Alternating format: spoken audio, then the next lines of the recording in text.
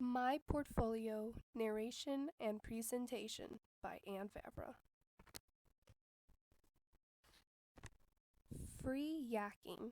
My first story was based on my nation state story. I decided to do something silly and make it a little fun, as well as tie in some political nonsense. Basically, it's about these crazy people that want to be the leaders and they do what they do and they end up getting kicked out and it all turns out good in the end. I had also decided to write it a little bit silly, like grammar wise. It doesn't make much sense, and but when reading it, I just get the gist across. But let's see for ourselves what how the story goes, or at least how the beginning goes. Free yakking. It all started when one angry man, Seen Zimmo, bannered about free speech and the idiocy of it after he was elected. He was a part of Mongoya's council and was upset with all the harsh things put in the news about him, mostly because everyone hated him, but for no reason. But now they would have a very fine reason to give him the hate he hates being credited for. As Seen yammered on, saying, "If I continue to let freedom of speech in the news, no one will know the good I've done." This, of course, led to an upset in the public, and eventually he was kicked out of his council chair. Australia's Kangaroo Jack. Well, I'll be honest. I got the inspiration from a movie I watched as a kid, but not to say I can't take my own little spin on the story, right? So it's basically about a kangaroo that's bionic, has some machine properties, if that's what you call it.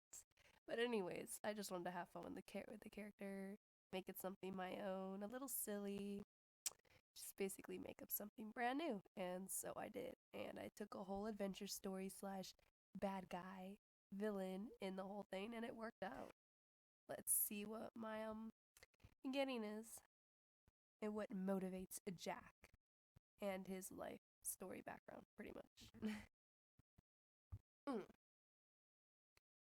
Australia's Kangaroo Jack. Australia, a land known for its dry deserts and little water, and in Australia, a special kind of kangaroo, a mix between metal and flesh, or for short, a mechanical hybrid. He didn't want to be like a lab rat.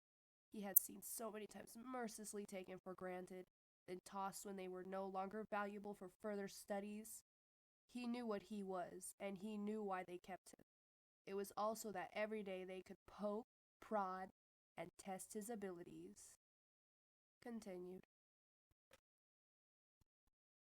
Tension at the table was another one that I decided to do. It's basically, I did draw from some self experiences, or some real life experiences with my disturbing family and their issues. But nonetheless, it's supposed to not be about me. Now, isn't that right? Anyways, let's just see what happens and how the tension rises at the table. Or at least how it begins that way. Right off the bat, they jump into the fight. Setting takes place in a small green dining room with a light fixture above the center of a brown table surrounded by 6 seats and a pizza in the center. At rise, everyone enters the dining room to sit down, except for the youngest, Alex. Jane reaches for the pizza. Martin. Hold on, I'm first. Mary. Jane. You heard him. Jane. Okay. Martin. Shut up. When you make the money, you can complain. Mary, do you hear her? Continued. The red sweater. Yeah, it's one of those things where I look back and I think, what can I hold on and what can I let go of? I think one of the things I have a hard time letting go of are things that reminded me when I was at my peak, like at my best emotions. Like I was happy being who I was and content with who I was. Like I had a lot of self-esteem and confidence, and I guess clothing kind of gave me one of that. Like kind of gave me that. So In a way, I mean, keeping the red soul sweater meant that if I lost my weight, which I dedicated myself to for so many months, that if I wore it again, that means I was back to what I thought I was my best. But eventually, I learned to let go and to realize that I can accept myself, but I just need to learn to accept myself for the now and not what I was then. But anyways, the poem goes like so.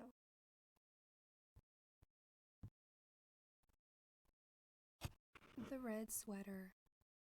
I think there is a fuzzy red sweater for all of us. My fuzzy sweater just happens to sit in the closet. It reminds me of better days, when I weighed a lot less than I do now. Continued. Now, foreign water is based on some new discovery that they made on Mars where they said they have more evidence of proof that there was water on Mars, so I just decided to write a poem on it. I didn't look too much into it, which is kind of funny despite it, for when I was 12 years old I was so into this stuff, but interests, they don't change. They just kind of, my focus shifts. Anyways, back to the point, I decided to write a poem on it. And let's hope that I got the gist of it down, right? Foreign water, a desolate world, barren a life. Yet only now were we able to see true evidence on the surface for water, a necessity for all life on Earth.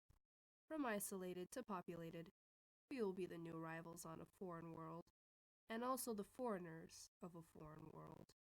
Continued. Okay, last but not least, why I will not get out of bed, or particularly why I didn't want to get out of bed this morning, too. It's just basically a poem related to, the nightmare of waking up and having to drag my butt out of bed in the morning, because, who wants to do that in the first place? Who doesn't want to lay in bed all day, sleep around? Because I know I do, especially with the way I feel. Anyways, let's just get to the story. Or, the poem, or whatever you want to call it, as I do call it a poem. Why I will not get out of bed. I hear a shout. On turns the lights. My impatient mom. I am too tired to reply with any words. Continued.